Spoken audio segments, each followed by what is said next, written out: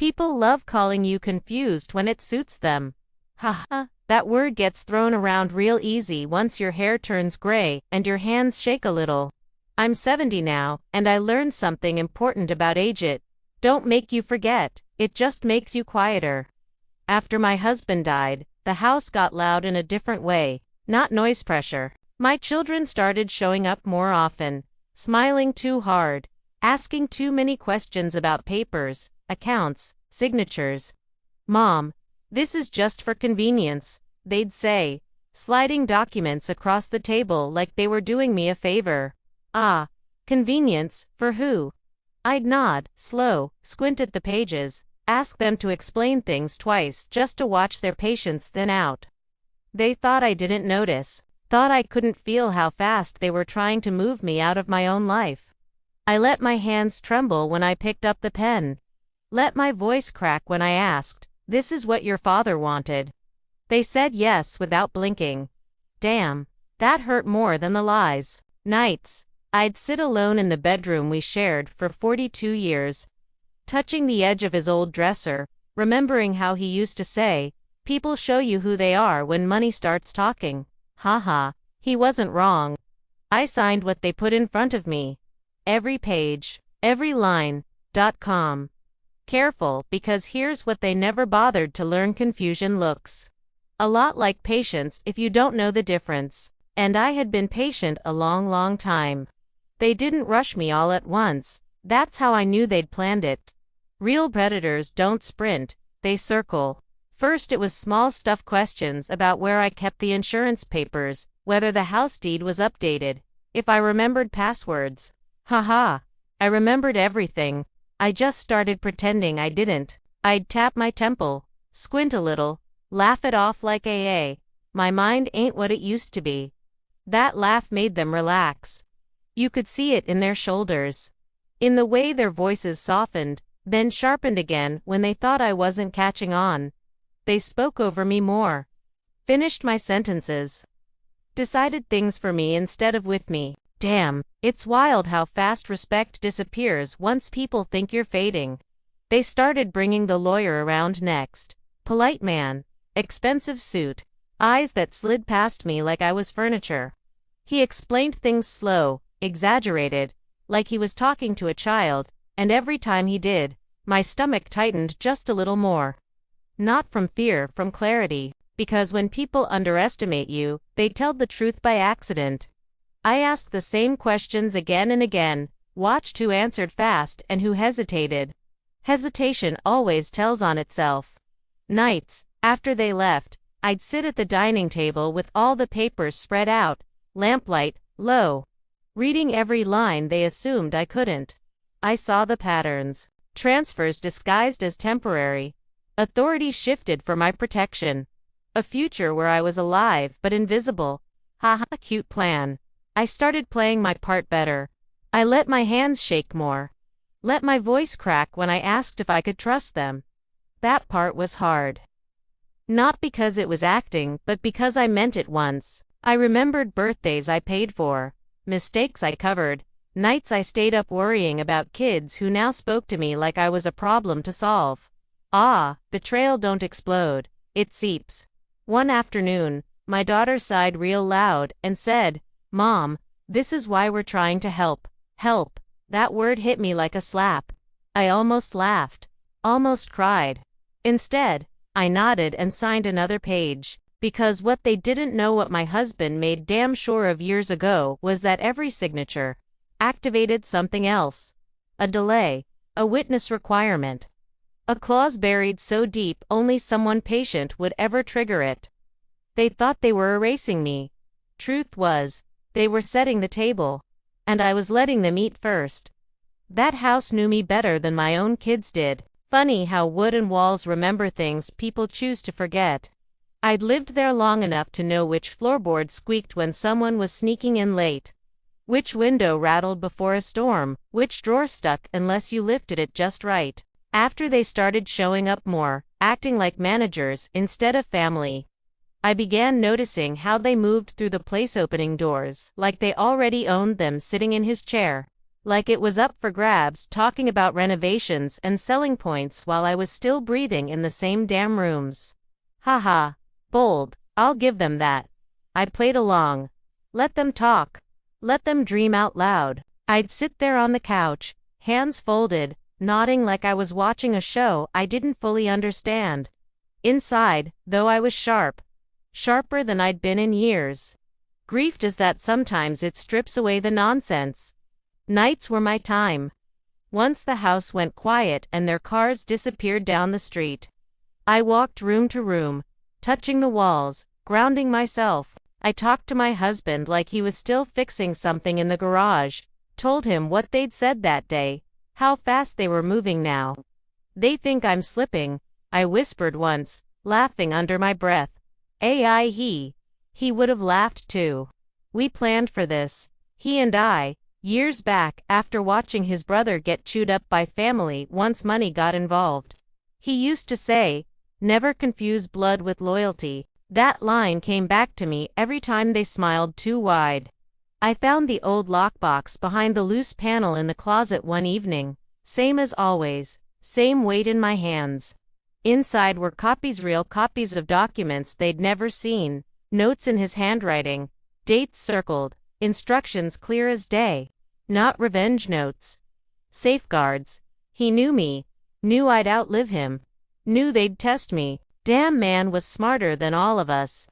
I put everything back, slow and careful, heart steady, and went to bed like nothing had changed.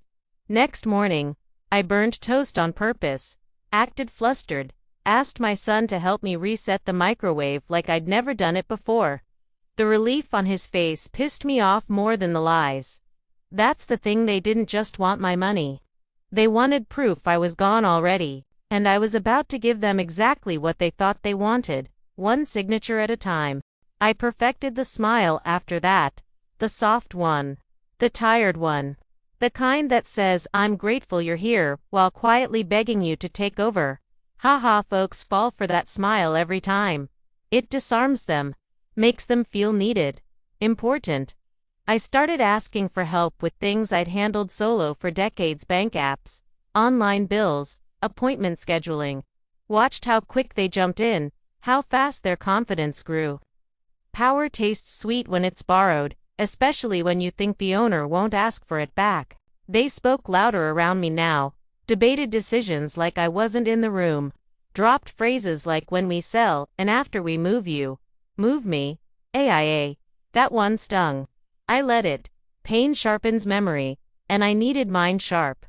They brought the lawyer back, this time with a notary, and laid everything out like a grand finale.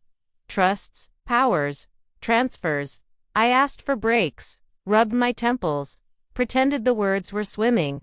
Inside, I was counting commas, watching hands, timing breaths. When I signed slow, deliberate, each pen stroke exactly where it needed to be, because buried in those pages were contingencies, activation dates, witness thresholds, review triggers that didn't light up unless everything looked clean on the surface. They thought clean meant quiet. Clean meant compliant. Clean meant me smiling and nodding and thanking them for looking out for me. I thanked them, all right. Thanked them so sincerely, my daughter teared up. Damn near impressive acting, if I'm being honest. After they left, I washed the ink off my fingers and stared at myself in the mirror, searching for cracks. There weren't any, just a woman who knew when to let people believe their own story.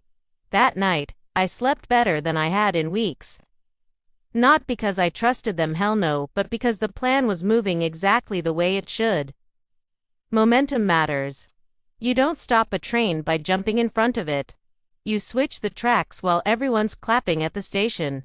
And me. I was already standing by the lever, smiling like I didn't know what it did. After the papers were signed, they relaxed. That's always the tell. Urgency disappears once people think they've won. Visits slowed, calls got shorter, decisions happened without even pretending to include me. Ha ha. Freedom came fast for them. They started talking about the future like I was already a memory, vacations planned, budgets rearranged, The house mentioned in past tense while I was still sitting at the same kitchen table drinking the same weak coffee. I leaned into it. Let my days blur together on purpose. Missed a lunch date here. Forgot a name there. Stared a little too long at the TV, like I couldn't follow the plot. Aha! The more I forgot, the more they revealed. They stopped checking themselves around me. Argued openly. Admitted things sideways. One evening, I overheard my son say, "It's done." She signed everything. That sentence hung in the hallway like smoke. I stood there behind the door, heart steady, and thought, damn, if only you knew what done really meant. Nights, I still sat with the house, listening to it breathe, feeling time stretch. I wasn't counting days anymore. I was counting alignment. Because the thing about real control, you don't rush the moment, you let it come to you. And it was coming. Time did this funny thing after that tit stretched out like it was testing me. Days slipped into weeks, weeks into months, and on the outside, nothing looked different. Same house, same porch, same morning light cutting through the curtains like it always had. Haha, that's how you know a plan is working, when the world thinks it's boring. My kids barely checked in anymore. When they did, it felt polite, distant, like calling a neighbor instead of a mother. They asked how I was doing, not because they cared, but because guilt likes to knock every once in a while just to see if anyone answers. I always did, always cheerful, always a little confused. Oh, you know me, I'd say, laughing softly, just taking it one day at a time. Ah, if they only knew how carefully those days were stacked. I kept my routines dull on purpose. Grocery store on Mondays. Doctor visits I didn't need on Wednesdays. Sitting in the same chair every evening like I was glued there. People stop looking at you when you become predictable. That's when you're safest. Inside though, my mind stayed sharp. I reread my husband's notes more than once, not because I forgot them, but because they reminded me why patience mattered. He wrote like he talked straight, no fluff. People rush when they think time is on their side. That line stuck with me. My kids were rushing now, making moves, rearranging money, counting futures they hadn't earned yet. I could feel it. You don't live 70 years without learning how greed hums under the surface. Some nights, I'd lie in bed staring at the ceiling, listening to the house settle, thinking about all the moments that led here. The sacrifices, the compromises, the times I chose peace over confrontation, just to keep the family together. Haha, funny how peace only lasts as long as it's convenient. I didn't feel angry about it anymore. That surprised me. Anger burns hot and fast, and I'd already lived through that fire. What I felt now was steadiness, like my feet were planted in something solid that couldn't be shaken.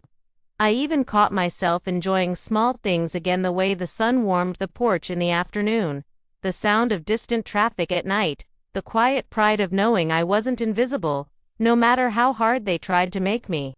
Every document they signed, every transfer they celebrated, every careless word they dropped, it all slid exactly where it needed to. The mechanisms were turning. Slow, silent, unstoppable. And I didn't rush a single step, because the best part about being underestimated, nobody notices when you're already standing at the end of the road, waiting for them to catch up. The day they stopped calling altogether felt louder than any argument we'd ever had. Silence like that ain't empty, it's loaded. I noticed it in the little things first. No check-in texts. No just making sure you're okay. Weeks passed and my phone stayed still, like it finally understood it wasn't needed anymore. Haha, guess I'd been officially handled. Written off, box checked. I leaned back into that hard. Stopped initiating contact. Let the distance stretch until it felt normal, until the idea of them dropping by unannounced felt unlikely. That's when people get careless. That's when assumptions grow teeth. I watched from my corner of the world as their lives sped up, social posts showing renovations starting, trips planned, new cars parked in driveways that used to feel borrowed. Funny how confidence looks when it's built on paper-thin certainty. Meanwhile, I stayed right where I was, Same house, same chair, same slow mornings. But something had shifted underneath it all. Like a clock you can't hear ticking finally hit the hour.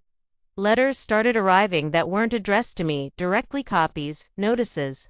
Confirmations meant for other eyes but rooted through old records that still had my name attached. I read every word. Smiled at how official it all sounded. How final. That night, I sat at the dining table, lamp glowing low, and whispered to the empty room, almost. Not excited, not nervous, just aware. Because the truth about waiting is this: you don't feel relief when the moment gets close. You feel clarity, and clarity don't shake. It just sits there, steady, while everyone else keeps running.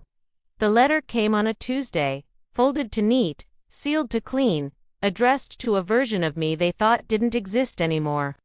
My name was there, spelled right, but the tone was off, formal, distant, like whoever wrote it expected a signature, not a response. Haha.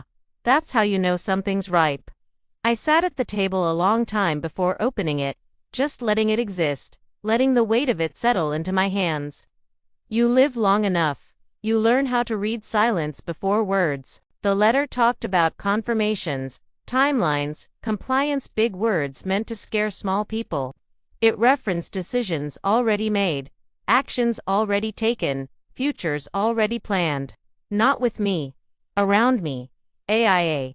That old trick. I read it twice. Slow, tracing each line like it might bite back. Then I laughed. Not loud. Just a breathy little laugh that slipped out before I could stop it. Because tucked into the middle of all that confidence was a mistake. A tiny one. A reference to a clause they assumed was harmless. A clause my husband and I had rewritten years ago after watching another family tear itself apart. They thought it meant delay. It meant review. Independent review. Mandatory review. The kind that doesn't care how many smiles you practiced or how many hands you shook. I folded the letter back up, slid it into the drawer with the others, and made myself lunch like nothing happened. That's the thing about power: you don't announce it when you feel it. You just adjust your posture and keep going. Outside, the world moved like it always did. Cars passed. Kids yelled. Life didn't pause for my quiet little victory. And that was perfect. Because the real shift wasn't loud. It was structural. Somewhere, systems were waking up. Timers were counting down. People who thought they were done were about to get asked questions they couldn't answer fast enough. I didn't feel excited. I didn't feel scared. I felt validated. Like every slow morning, every fake smile, every shaky-handed performance had been worth it. That night, I slept deep, dreamless, the kind of sleep you only get when your mind knows the truth is already moving without you pushing it. You can feel it when the floor shifts, even if nobody else does. It's not dramatic, no cracks, no noise, just this subtle tilt that makes you adjust your stance without thinking. That's how the next phase hit. Calls started coming in again, but not from my kids. From numbers I didn't recognize.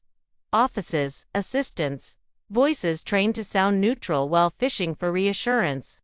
We're just confirming a few details, they'd say, all smooth and careful. Haha, confirmation is what people ask for when certainty slips.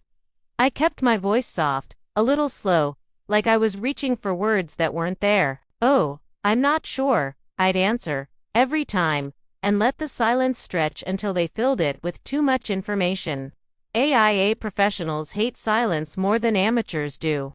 They talk themselves into corners. I wrote everything down afterward, not because I needed leverage, I already had that, but because it grounded me, kept me honest. The house felt different now, like it was holding its breath with me. I noticed how often my kids checked the mail online, how fast their responses got when anything official popped up. They started visiting again, smiles back in place, concerns suddenly switched on like a light. Mom, we just want to make sure everything's okay, they said. Damn, that line gets recycled easy. I welcomed them in, poured coffee, asked about their plans, let them talk. I watched their hands shake when their phones buzzed. Watched their eyes dart when I mentioned names I shouldn't have known. I never accused. Never confronted. I didn't need to. The beauty of patience is it lets other people do the panicking for you. One night, after they left, I stood in the hallway and felt the weight of all those years settle and then lift. Not gone, just lighter. Because the truth had crossed a threshold. It didn't need me to carry it anymore. It was walking on its own legs now, knocking on doors, asking questions, and I was finally free to just stand still and let it pass through. There's a moment, right before everything drops, where the air feels thicker, like the world's leaning in to listen. I felt it in my bones before anything official happened. My kids started moving different to careful, too polite, checking their words like they might set something off. Haha, fear cleans up real fast when it shows up uninvited. They brought gifts now. Groceries I didn't ask for. Flowers that smelled like guilt. Sat at my table like guests instead of owners, laughing a little too loud at nothing, asking if I was sleeping okay, if I needed help with anything, AHL. That word again, dressed up nicer this time. I played my part, asked them to repeat things, told the same story twice like I'd forgotten I already told it, watched relief wash over their faces every time. It was almost sad how badly they needed me to be fading. Meanwhile, letters kept stacking up, review notices, requests for clarification, timelines under reassessment. Big words, doing quiet damage. I didn't open them all at once. I spaced them out, let the days breathe. Power ain't about speed, it's about control of rhythm. Nights, I sat in the dark living room, TV off, listening to the hum of the refrigerator and the house, settling like an old animal, finally getting comfortable. I thought about my husband a lot then, not the sick days at the end, but the way he used to stand in the doorway, arms crossed, watching the room before stepping in. Always know where you're standing, he'd say. I knew where I was standing now. Right at the edge. I could see how the truth was pulling things apart without me lifting, he'd say. I knew where I was standing now. Right at the edge. I could see how the truth was pulling things apart without me lifting a finger, counts frozen temporarily, meetings postponed, smiles cracking under pressure.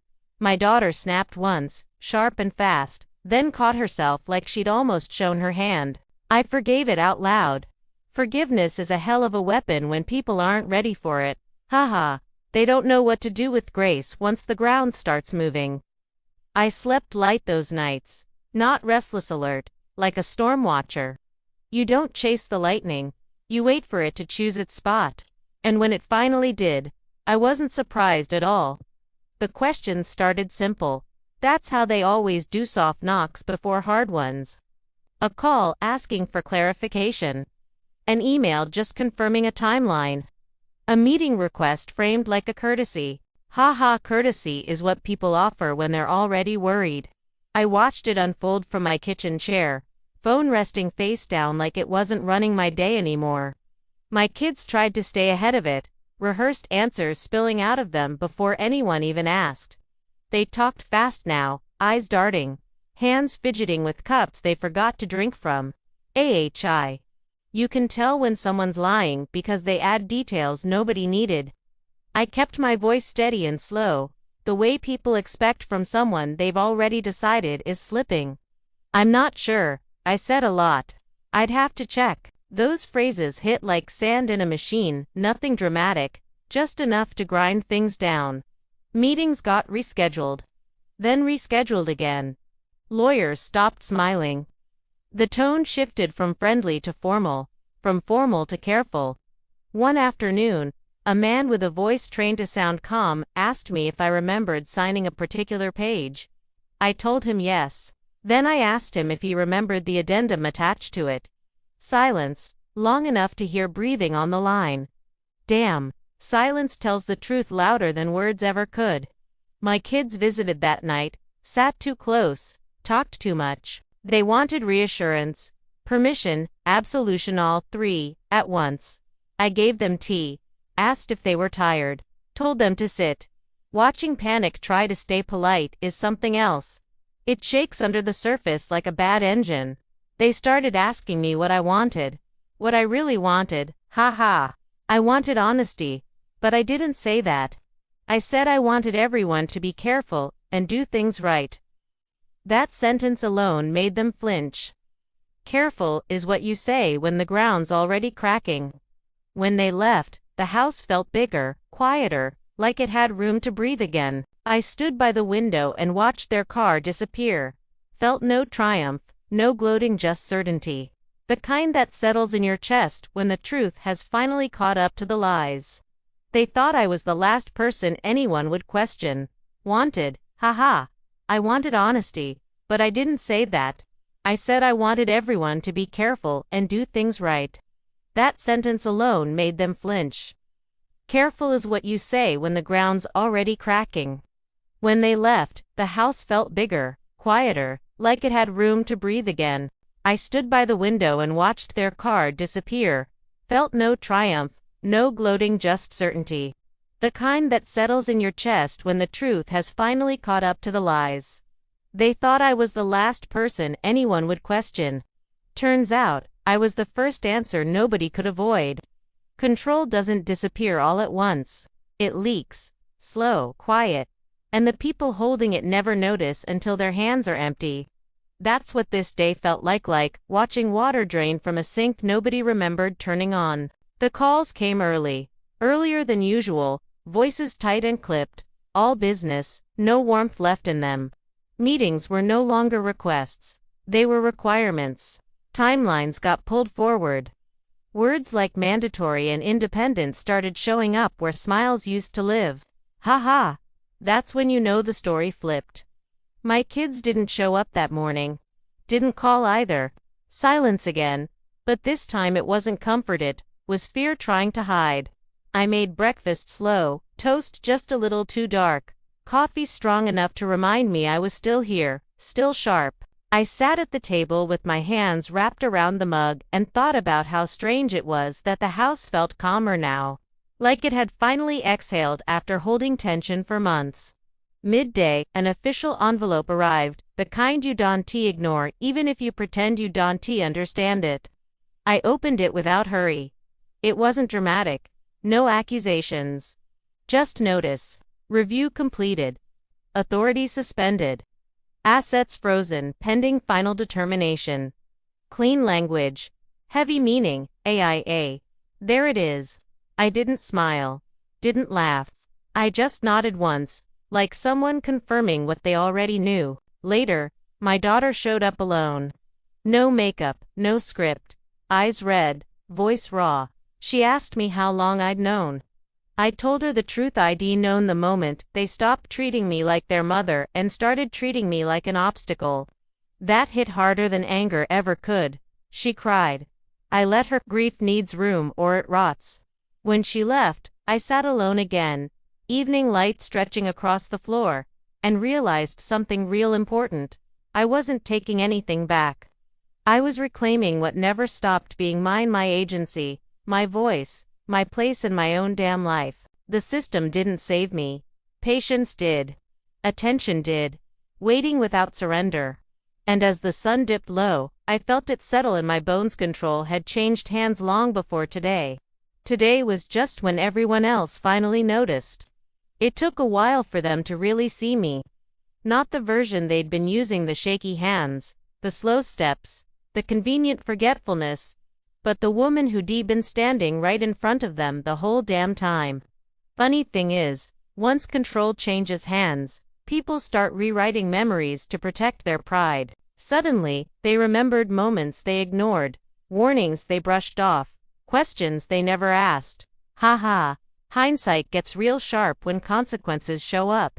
My kids came back around one by one after that, quieter than before, softer in places they used to be hard. Conversations felt different now, less managing, more listening. Not perfect, not healed, but real. I didn't rub anything in. Didn't need to. Power that has to announce itself ain't power at all. I went about my days the same way I always had, but with one key difference: I no longer played small for anyone. If I didn't like something, I said so. If I needed time, I took it. If I didn't understand a word, I asked for it to be explained properly. Not slowly, not gently properly. Watching people adjust to that was something else. Some handled it with grace. Others didn't. That wasn't my problem anymore. The house felt like mine again, not because the papers said so, but because my presence filled it fully now. I moved furniture just because I could. Threw open windows. Let light in rooms that hadn't seen it in years. At night, I slept with no fear of missing a call or a knock. The waiting was over. Not because everything was resolved life doesn't work that neat, but because I was done pretending I didn't know who I was. 70 years old. Widowed. Still standing. Still sharp. Still here. They thought the story was about inheritance. About money. About who got what. Ha ha. They missed the point. The story was always about respect. And once they finally saw that, there was no unseeing it again. Peace showed up wearing paperwork, not apologies. That's how I knew it was real. They stopped trying to smooth things over with words and started asking questions they should have asked years ago: what I wanted, how I wanted it, what my terms looked like now.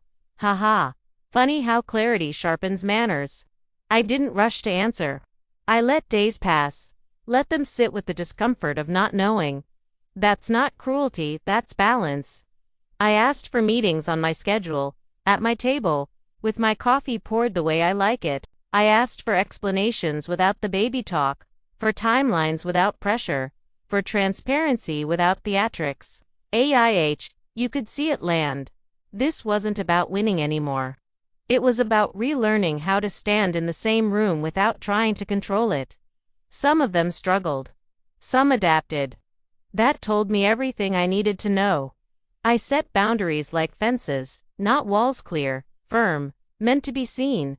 No surprise visits. No decisions without me. No treating my patients like permission. Nights got quieter after that. Not empty. I'd sit on the porch and watch the sky fade, thinking about how long it took to arrive here, and how strange it felt to finally stop bracing for impact. I didn't forgive everything. I forgave what I could carry. The rest I set down.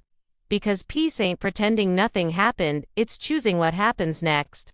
And for the first time in a long while, next felt like something I got to decide. The future showed up different than anyone expected, including me. It didn't come loud or flashy, didn't announce itself with grand speeches or sudden freedom. It came steady, like a door that had always been there but finally opened all the way. After the terms were set and the dust settled, life slowed into a rhythm that felt earned. My kids adjusted, not perfectly, not gracefully, but honestly enough to matter. They stopped hovering and started asking. Stopped assuming and started listening. Ha. Funny how respect grows once it's no longer optional. I didn't suddenly become soft again, though. Don't get that twisted. I stayed alert, aware, present in every decision that touched my name or my home. The difference now was I didn't feel like I was guarding something fragile. I was standing on something solid. Mornings became mine again in a way they hadn't been in years. I'd wake up early, not out of worry but habit. Sit with my coffee and watch light spill across the floor, thinking about how many versions of myself had lived in this same house. The young wife. The tired mother. The widow holding everything together with willpower and duct tape. And now, this woman. 70 years old, spine straight, eyes clear, no rush left in her blood. People in town talked less about the situation and more about me, how sharp I was, how calm, how nobody saw it coming. Ha. That part always made me smile. I didn't need revenge. I didn't need apologies. I needed space to finish becoming who I was supposed to be all along. I started making plans again. Not big ones, just real ones. Fixing the back room. Taking a short trip. Teaching a neighbor's kid how to read contracts instead of just trusting them. The kind of future that builds itself quietly. Some evenings, I still talked my husband like he'd just stepped out for a minute. Told him it worked. Told him they learned. Told him I was okay. And was not because I outsmarted anyone. Not because I proved something dramatic. But because I finally lived on my own terms. They planned for inheritance. They planned for control. What they didn't plan for was me staying fully here, aware, patient, and unmovable. And that, right there, was the future none of them ever saw coming. Life didn't pause for my victory. It just kept moving, same as it always had, and somehow, that felt right. I woke up one morning and realized I wasn't measuring my days against anything anymore, not fear, not deadlines, not other people's expectations. Haha, imagine that. Freedom sneaks up on you like that. One minute you're bracing, the next you're just living. I started noticing things I'd ignored for years. The way the afternoon sun hit the kitchen counter just right, the sound of my own footsteps in the hallway, the comfort of knowing every decision in this house now went through me, no filters, no translations. My kids came by less often, but when they did, it wasn't about control or cleanup anymore. It was about conversation. Sometimes awkward. Sometimes quiet. Sometimes honest enough to sting. And that was okay. Not everything needs to be smooth to be real. I stopped explaining myself, stopped justifying why I needed time or space or clarity. If something didn't sit right, I said so, calm, direct. No drama. Damn. It's amazing how much lighter life gets when you stop negotiating your own worth. Folks around town treated me different now too, not with pity, not with distance, but with something close to respect. Not because of money or paperwork, but because confidence reads loud even when you don't say a word. I took on small projects, helped people understand things they were scared of: documents, decisions, boundaries. I never framed it like advice. I framed it like experience. Big difference. Nights, I slept deep. No rehearsing conversations. No waiting for the other shoe to drop. Just rest. Real rest. I thought about how long I'd mistaken endurance for living, how many years I spent holding my breath instead of taking up space. Haha, better late than never. I wasn't angry anymore. I wasn't waiting anymore. I wasn't pretending anymore. I was just here fully, firmly, unapologetically, and if there was one thing the future hadn't counted on, it was that I'd finally learned how to keep going without carrying the past on my back. There's a strange calm that comes when you realize you can't owe anyone an explanation anymore. Not your choices, not your silence, not your strength.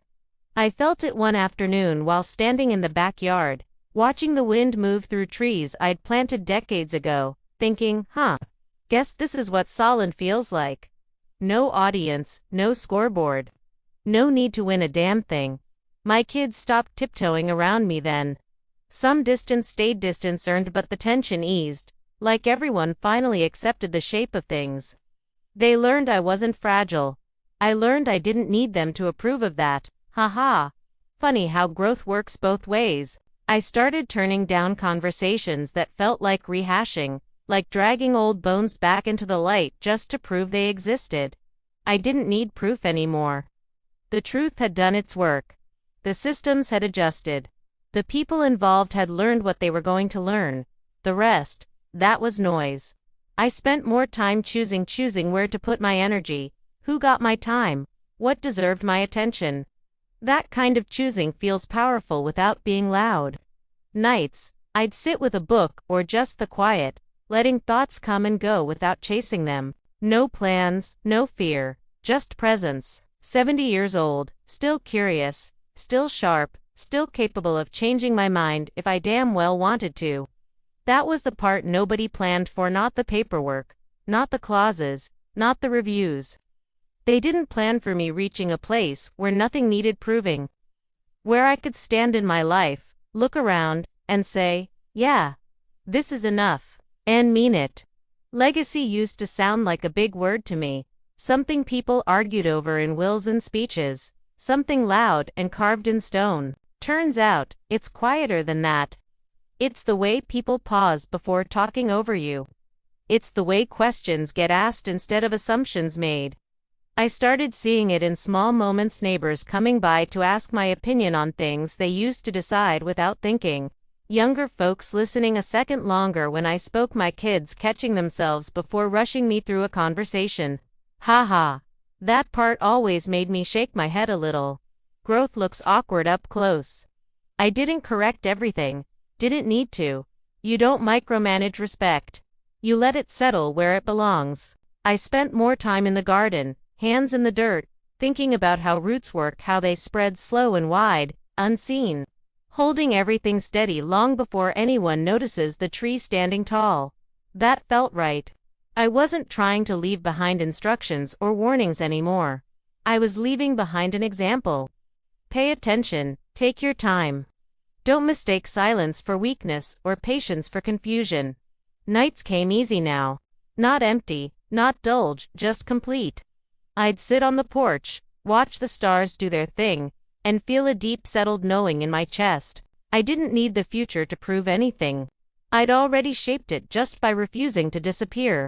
And as the house creaked and breathed around me, I understood something simple and final. The strongest stories don't end with a victory. They keep going quietly, in the way people move differently because you were here. Strength didn't look like I thought it would at this age. It didn't show up in sharp words or dramatic moments or even in control anymore. It showed up in how little I flinched. How steady my hand stayed when decisions came my way. How my voice didn't rush to fill silence just to make other people comfortable. That right there took a lifetime to learn.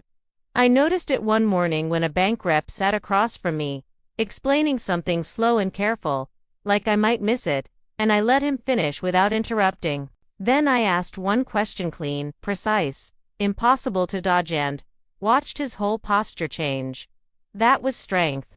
Quiet, undeniable, impossible to argue with. I wasn't trying to intimidate anyone. I just wasn't shrinking anymore. The world adjusted accordingly. My kids felt it too, even if they didn't say it out loud. Conversations shifted. Decisions slowed down. They checked in before acting, not because they were scared, but because they finally understood I was present fully, mentally, undeniably. I didn't hold grudges over that. Grudges weigh too much when you're trying to move forward.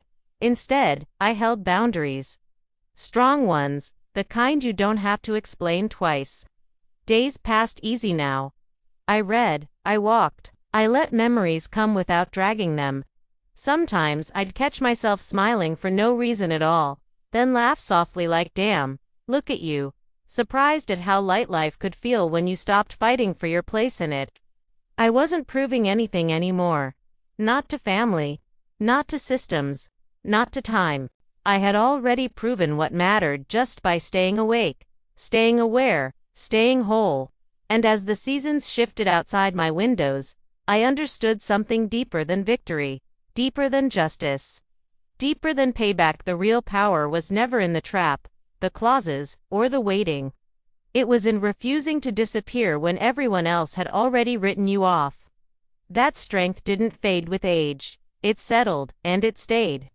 At some point, people stopped trying to move me. Not physically, not like that, but in all the little ways folks usually do when they think they know better. They stopped nudging conversations in directions that suited them. Stopped slipping decisions past me with polite smiles. Stopped treating my silence like permission. That shift didn't come from a speech or a showdown. It came from repetition. From me showing up the same way every single time, come informed, unbothered. The kind of presence that doesn't demand attention but refuses to be ignored. I felt it when meetings ended earlier than expected because there was nothing left to debate. I felt it when people waited for me to finish my sentence instead of jumping in. Respect sneaks in when it realizes it has no other choice. The house reflected it too. It felt settled, grounded, like it finally matched the way I stood in my own skin. I moved through rooms without apologizing for taking up space. I rearranged things because I felt like it, not because anyone suggested it. I chose quiet days and full ones without explaining why. That kind of freedom don't announce itself, it hums. Sometimes I thought about the version of me they'd planned for. Small, confused, easy to manage, slowly fading into the background while decisions happened somewhere else. Damn, that woman never existed. She was a story they told themselves to sleep at night. The real me was right here, steady as a locked door, patient as weather, sharp as ever. I didn't feel angry about it anymore. Anger had done its job and left. What stayed was something stronger: certainty. The kind that doesn't need witnesses. The kind that outlives noise. And as the days kept stacking up, ordinary and unremarkable and beautiful in their own way, I realized this wasn't an ending or a twist or even a lesson. It was just a woman who stayed when everyone else assumed she'd fade. A woman who let time do the heavy lifting. A woman who didn't need to be loud to be unmovable. The ground didn't crack beneath me like people expect in stories. It held. Solid, reliable. Like it always had, even when nobody bothered to notice. That's the thing about foundations, you only think about them when they fail. Mine didn't. It carried me through mornings where the world felt ordinary again, and nights where memories still knocked. Softer now, like they knew better than to barge in. I moved through days with a kind of ease that surprised me. Not careless, not naive, just steady. Haha. Steady gets underrated in a world addicted to drama. Folks still tried to test it from time to time, sliding in suggestions wrapped as concern, questions disguised as favors. I listened, I paused. I answered when it made sense, and stayed quiet when it didn't. That rhythm became my armor. I noticed how my presence changed rooms without me lifting a finger, voices lowering. Conversations slowing. Eyes checking in before assumptions took off running. AIA. Turns out certainty has a gravity of its own. My kids learned it in their bodies before their mouths ever admitted it. They stopped bracing when they walked through the door. Stopped performing. Started being. Not perfect, not healed, but honest enough to matter. I didn't rescue them from discomfort. I let it teach them. That was new for all of us. I spent more time outside, letting seasons do their work, watching leaves come and go, thinking about how nothing rushes unless it's afraid of being seen. I wasn't afraid anymore. Not of being alone. Not of being old. Not of being clear. I understood, finally, that what kept me upright all these years wasn't luck, or planning, or even patience. It was attention. Paying attention to what people say when they think you're not listening. Paying attention to what you feel when something's off. Paying attention to yourself when the world tries to convince you to step aside. The ground held because I held it by staying present, by staying awake, by refusing to float away into the version of me others found convenient. And as the light faded one evening and the house settled into its familiar quiet, I felt it deep in my bones. Nothing needed to happen next for this to be enough. I was enough. The ground knew it, and it held. Time answered back in its own voice, low and steady, not dramatic, not rushed. I noticed it in how mornings stopped asking anything of me. I woke up when I woke up, not because I was needed somewhere, not because a problem was waiting to be solved, but because my body said it was ready. Ha ha, imagine that. No alarms, no urgency, no edge, just breath. I moved through the house like I belonged, there because I didn't, and the walls didn't feel like witnesses anymore. They felt like companions. People still tried to tell the story sometimes, bring it up like it was frozen in place. Like I was supposed to stay standing at that exact moment forever. I didn't correct them. I let stories age. They lose their sharpness when you don't keep feeding them.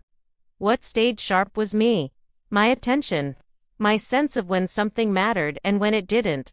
I started choosing differently, choosing quiet conversations over loud ones. Choosing days that felt light over days that felt impressive. I let invitations expire without guilt. I let silence stretch without panic. AIA. That took practice. The world teaches you to fill space, to justify yourself, to keep proving you're still useful. I stopped playing that game. Utility is overrated. Presence isn't. My kids saw that too, eventually. They stopped trying to check boxes around me, and started showing up as themselves, messy and human and unsure. I met them there, not as a referee or a manager, but as a woman who had already done the long work of standing still while the world tried to rush her off stage. I didn't lecture, didn't warn, didn't remind them of anything they already knew. I just stayed consistent. Consistency is louder than memory. Days stacked up like stones, solid and unremarkable. And that's when it hit me. This was the real payoff. Not the clauses. Not the reversals. Not the moment everyone finally noticed. The payoff was time answering back, saying, "You didn't waste me. You used me." And I smiled at that, small and private, because I knew how rare that answer really was. There's a space between words where the truth usually lives, and I learned to sit there real comfortable. Conversations slowed around me now, like people could feel that rushing wouldn't work anymore. They'd start a sentence, stop halfway, rethink it before finishing. Haha, that pause. That was respect finding its footing. I didn't push for it, I didn't demand it. I just stayed exactly where I was, steady as a chair that doesn't wobble no matter who sits in it. I noticed how often folks tried to explain themselves even when I hadn't asked for anything. How guilt and habit tangled together until they didn't know which one was talking. I let them untangle it on their own. Silence can be generous like that. Some evenings I'd sit alone, house quiet, lights low, thinking about how much energy I used to spend anticipating other people's moves, bracing, adjusting, preparing for outcomes I couldn't control. Damn, that kind of living wears you thin. Now, I let things arrive when they arrived. If something mattered, it showed up twice. If it didn't, it faded. Simple math. My kids still stumbled sometimes, old instincts kicking in, trying to steer or soften or smooth. I didn't correct every misstep. Growth needs room, not constant supervision. I spoke when it counted. When I did, my words landed clean, without extra weight or apology. That surprised them more than anger ever would have. I felt older in a good way than, not tired old, but seasoned. Like time had finally settled into me instead of passing through. Nights came easy, mornings steady, days full in quiet ways that didn't need explaining. I understood something deep and simple in that space between words. I wasn't waiting anymore. Not for people to change. Not for outcomes to lock in. Not for permission to live the rest of my life out loud or silent as I pleased. The work was done. What remained was presence, clean, unnegotiable mine. What remained after everything settled wasn't relief, the way people talk about it. It was clarity. Clean, unarguable clarity. I woke up one morning and realized there was no version of me left to defend. No explanation pending. No role to perform. Just me, exactly as I was, and damn if that didn't feel heavier and lighter at the same time. Heavy because it meant I couldn't hide behind patience anymore, couldn't pretend I was waiting for something to resolve. Light because I didn't have to. I moved through that day slow, deliberate, like I was meeting myself for the first time. Made breakfast, ate it at the table, instead of standing at the counter like I used to when life felt rushed. Sat with the quiet without trying to fill it. Haha, that took practice. I noticed how often people reached for noise, out of habit, like silence might accuse them of something. It didn't accuse me anymore. It just sat there, neutral, waiting. I thought about all the versions of myself that lived inside this story, the woman who trusted too easily, the one who waited too long, the one who learned to act smaller so others could feel bigger. None of them were mistakes. They were steps. Necessary ones. You don't get to this place without walking through all of them first. Folks still checked in now and then, asked how I was doing like they expected some dramatic update. I gave them the truth. I'm good. Not fine. Not surviving. Good. That word landed different now. It had weight. It had roots. My kids sensed it too. They didn't hover. Didn't test. They accepted. Acceptance is quieter than apology, but it lasts longer. I spent more time choosing how I wanted my days to feel instead of how they looked. Some days were full conversation, movement, laughter sneaking up on me when I wasn't looking.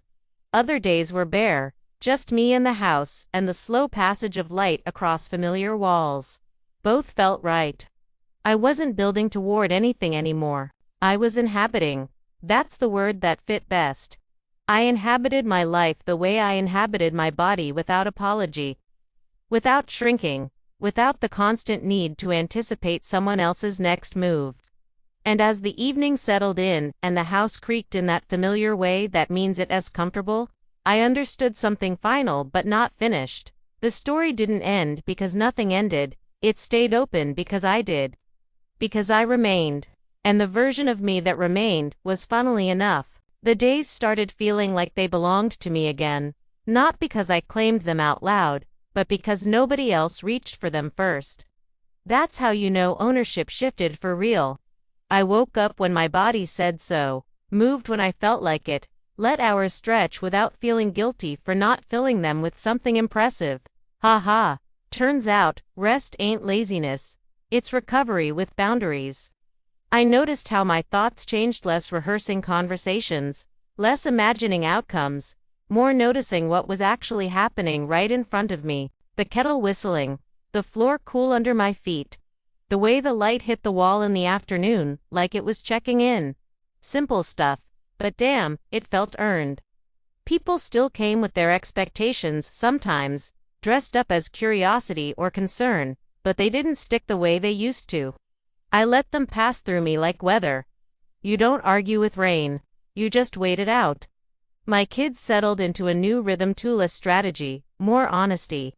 When they asked questions now, they waited for answers instead of filling the silence themselves. That shift mattered. It told me they finally understood I was in TA phase to manage or a problem to solve. I was a person who would be here tomorrow, and the day after that, and the day after that too. I didn't correct their past mistakes. I didn't need to. Time had already done that work better than I ever could. I focused on my present, on choosing what deserved my attention and what didn't. Some days I felt reflective, other days restless, but never lost. Losing yourself takes effort. Staying present takes honesty. And I was done lying to myself about what I needed. As evening came, I'd sit back and think about how strange it was that the biggest shift in my life didn't come with applause or a final scene. It came quietly, through consistency, through refusing to disappear when it would have been easier. The days belonged to me now, not because I fought for them, but because I stayed long enough to receive them. Stillness started talking to me once I finally stopped interrupting it. Not with words, knob, but with that low, steady feeling that lets you know you're exactly where you're supposed to be. I'd sit at the kitchen table long after breakfast, coffee gone cold, just listening to the house exist. The tick of the clock, the fridge humming like it had a secret, the floor settling under its own weight. Ha, all those sounds used to feel like pressure, like reminders that time was moving and I better move with it or get left behind. Now they felt like company. I wasn't being chased by anything anymore. That realization hit me one afternoon when a decision came up, nothing big, just one of those choices that used to spiral me into second guessing. I paused, thought it through, chose, and didn't replay it afterward. Damn, that was new. My kids noticed it too, even if they couldn't name it. They'd talk, then wait, like they trusted the quiet to hold instead of rushing to fill it. Respect grows in that space, the kind that doesn't need constant maintenance. I found myself remembering old moments differently, not with regret, not with longing, but with clarity. I could see where I bent when I shouldn't have, where I stayed silent because it was safer, where I mistook endurance for virtue. I didn't judge those versions of me. They got me here. Nights came softer now. I slept without bracing, woke without urgency, moved through days without measuring myself against anyone else's pace. People still tried, every now and then, to pull me back into old patterns, asking for quick answers, pushing for reassurance, testing boundaries like they might still be flexible. I stayed still. Let the moments stretch. Let them adjust. Stillness teaches faster than lectures ever could. As the weeks stacked up, ordinary and unremarkable, I realized this was the real turning point, not the paperwork, not the confrontations, not the quiet victories. It was learning to trust the ground beneath me without checking it every step. I didn't need the future to announce itself anymore. I was already standing in it. I realized one afternoon that I'd been holding my breath for years without knowing it. Not the kind you notice the deep obvious gasp, but a quiet, constant tension that lives in your chest when you're always preparing for something to go wrong. Loss does that? So does being underestimated for too long. That day, I stood at the sink washing a single cup, sunlight cutting across the counter just right, and I felt my shoulders drop on their own. Haha. That caught me off guard. I paused, hands still in the water, and took a breath that felt differentful, unguarded, like my body finally trusted it would get another one. That's when it hit me. I wasn't bracing anymore. I wasn't waiting for a call, a letter, a shoe to drop. The story that had wrapped itself around my life for so long had loosened its grip, not with a snap, but with a slow, patient release. My kids noticed it in small ways. They stopped asking if I was okay, in that careful tone people use when they expect fragility. They talked to me like I'd be here a while because I would be. Conversations felt less like negotiations and more like exchanges. I didn't rush to reassure them. Didn't soften my edges. I let them meet me where I was. That breath I kept followed me everywhere after that ton walks, into sleep, through quiet afternoons where nothing happened and everything felt right. I thought about how many years I confused survival with living, how often I mistook endurance for strength. Damn. Endurance keeps you upright. Living lets you expand. I started expanding in small ways, saying no without guilt, saying yes without overthinking, letting days pass without needing them to mean something. The past didn't disappear. It settled. Like sediment at the bottom of clear water, visible but no longer swirling. I could see it without drowning in it. And in that steady, unremarkable calm, I understood something true and final, without it feeling like an ending at all. The breath I kept wasn't borrowed time. It was mine, and I intended to keep it, slow and full, for as long as the days kept showing up. One morning it hit me that I was lighter, and not in some poetic, float away kind of way, lighter, like I'd finally put something down I didn't even realize I'd been carrying. You get used to weight when it's been on your back long enough. It stops feeling heavy. It just feels normal. That's how obligation felt. Expectation. The constant low hum of being needed in ways that drained more than they gave. I used to wake up already tired, like my body knew the day would ask too much of me before I did. Now I woke up neutral. That might not sound like much, but damn, neutrality is a gift when you've lived on edge for years. I moved through the house and noticed how little I rushed. No half steps, no multitasking, just to feel productive. I did one thing at a time and let it be enough. The world didn't fall apart. Funny how that works. People adjusted, like they always do when you stop bending. My kids learned to wait instead of push.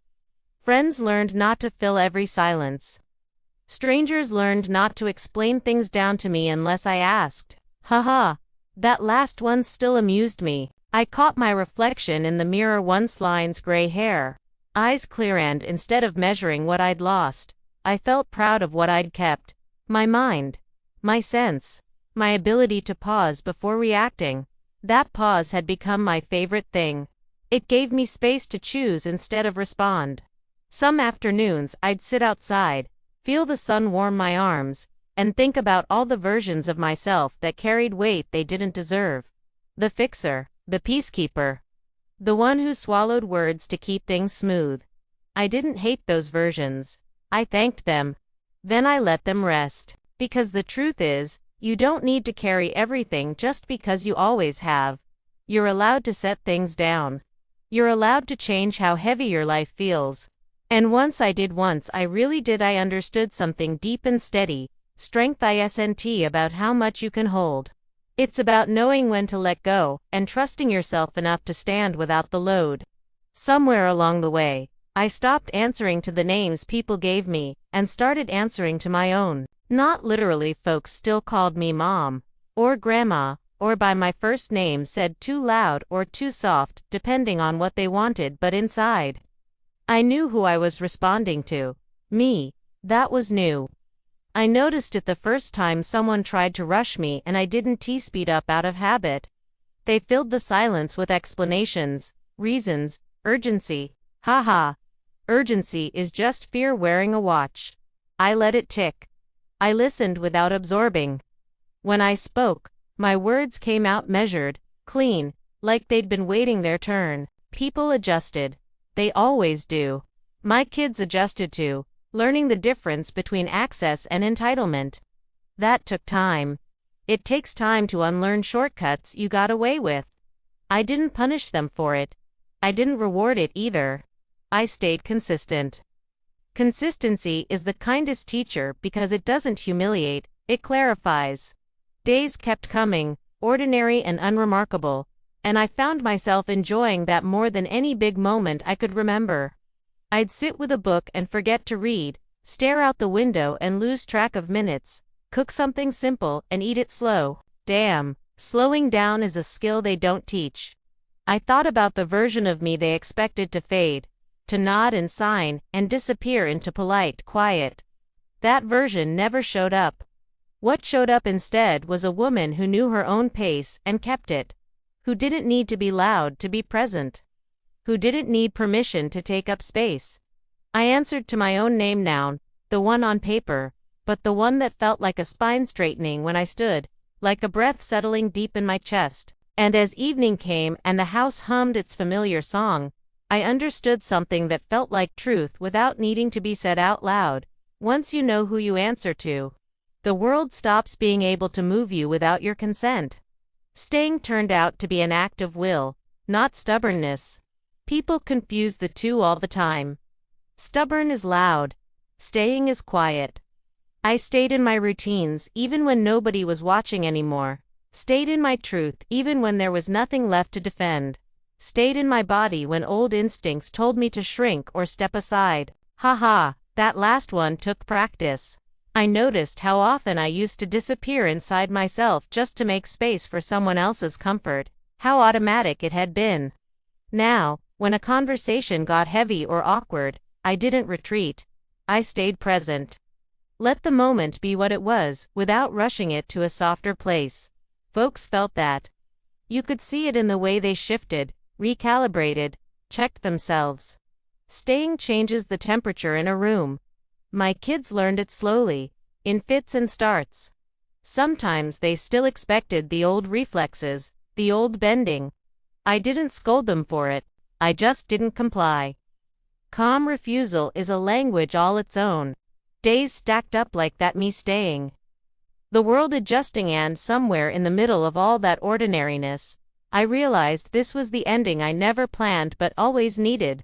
Not a final chapter, not a bow tied neat. Just a woman who didn't vanish when the story tried to move on without her. I stayed curious. I stayed clear. I stayed human. And if anyone asked me what changed, I wouldn't say the papers or the clauses or the waiting. I'd say this: I learned how to stay without apologizing. And once you do that, the rest of life figures out how to meet you where you are. Ease didn't arrive like a gift. It showed up like it had always been there, just waiting for me to stop wrestling it. I felt it in the way my steps matched my thoughts. No lag, no second guessing, no quiet apology baked into every move. Haha. I used to think ease was something you earned after doing everything right. Turns out it comes when you stop negotiating your own presence. Conversations flowed cleaner. Decisions took less time. When something didn't sit right, my body told me before my mind tried to argue. I listened. That was new. I watched how people responded to that ease. Some leaned into it, relaxed around me like they'd been waiting for permission. Others bristled, unsure where their old leverage went. I didn't manage either reaction. I let them exist. Evenings stretched longer, not because the clock slowed, but because I wasn't trying to outrun anything anymore. I cooked without rushing. I rested without guilt. I let laughter sneak up on me, the kind that surprises you because it wasn't planned. Damn, that felt good. My kids felt it too. Visits weren't performances anymore, just time shared without agendas. We didn't fix everything. We didn't need to. Ease doesn't require perfection, it requires honesty. As night settled in and the house hummed its familiar tune, I understood something simple and sturdy. When you stop fighting to be seen, being seen stops feeling dangerous, and that ease. It followed me everywhere, quiet as breath, solid as ground, mine to keep. Rest stopped feeling like something I had to justify. That was the real shift. Not naps or sleep, though I took those too, but the deeper kind of rest, the kind that lives in your decisions. I stopped agreeing out of habit. Stopped explaining myself before anyone asked. Haha, you'd be surprised how many people back off once you dainty rush to make them comfortable. I chose rest the way you choose a seat after standing too long naturally, without ceremony. Days unfolded gentler after that. I'd read a few pages and closed the book when my mind wandered, not forcing myself to finish just to feel productive. I'd sit in the yard and watch shadows move, thinking about nothing in particular, and let that be enough. My kids noticed the difference before they understood it. They'd ask if I needed anything, and I'd say no and mean it. That threw them for a loop at first. When you stop needing, people have to meet you where you are instead of where they want you to be. I didn't disappear into rest. I arrived there. Big difference. Rest didn't make me passive, it made me precise. When I did speak, it mattered. When I did act, it was on purpose. The old urge to stay busy, just to prove I was still relevant, faded out like background noise you dainty miss once it's gone. At night, I slept with a softness I hadn't known before, dreams light, mornings unburdened. I thought about how long I'd mistaken exhaustion for virtue, how often I praised myself for surviving instead of living. Damn, survival keeps the lights on. Rest lets you see the room. And as I settled into that Israel ease, earned and chosen, I understood, this wasn't the story slowing down. It was the story finally breathing. The strangest part was realizing I didn't wake up armored anymore. No mental checklist, no emotional padding, no quiet rehearsal of what I'd say if someone pushed too hard. Haha. I used to think that kind of readiness was strength. Turns out it was just fear wearing discipline. These days, I woke up open. Not exposed, don't confuse the two, but open in a way that didn't expect trouble to show up first thing in the morning. I let the day come to me instead of meeting it halfway with clenched fists. When conversations got tricky, I didn't brace. I listened. When decisions hovered, I didn't rush them into certainty just to feel safe. I let them breathe. People noticed that too. Some leaned in, some backed off, unsure how to handle a woman who wasn't defending a position anymore. I wasn't defending because nothing was under attack. That realization settled deep, like a truth you don't argue with once you see it. My kids talked differently around me now, less careful, more honest. They didn't circle topics or soften edges. They trusted me to hold complexity without breaking. That trust mattered more than apologies ever could. I spent afternoons doing things that didn't need witnesses, cleaning a drawer, fixing something small, sitting still with my thoughts until they passed on their own. Nights felt fuller somehow, not because they were busy, but because they were undisturbed. I didn't replay old scenes anymore, didn't re-edit conversations in my head. I let the past stay where it belonged, behind me, intact, no longer chasing my shadow. Living without defense didn't make me naive, it made me accurate. I could tell the difference between a real problem and old reflex in seconds now. And as the house settled into its familiar sounds and the day finally let go of me, I understood something simple and final, without it feeling like an ending at all.